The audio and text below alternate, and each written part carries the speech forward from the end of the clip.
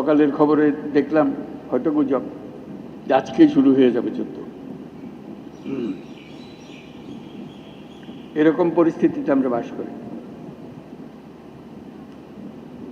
তো কাজেই এই পরিস্থিতির মধ্যে প্রস্তুতি না নেওয়াটা আত্মঘাতী,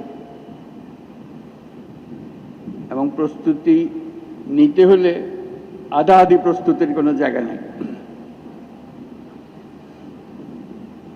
এটা এমন এক পরিস্থিতি, জয়ই তার একমাত্র অপশন।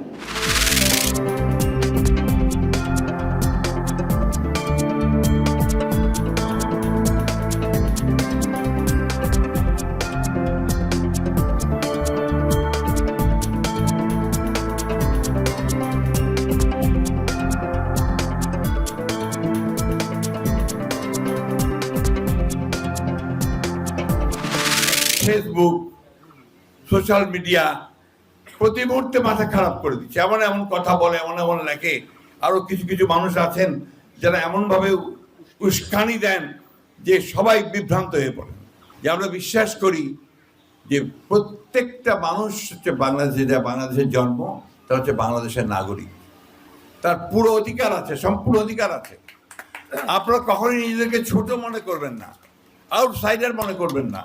আপনারা সবসময় মনে করবেন যে দিস ইজ মাই ল্যান্ড, আমার জন্মভূমি, আমার অধিকার আছে এখানে।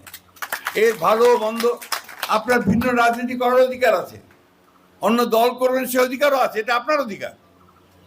আমরা এটাতে বিশ্বাস করি, এবং আপনার ওই অধিকারকে রক্ষা করার জন্য প্রয়োজনে আমরা জীবন দিতেও প্রস্তুত।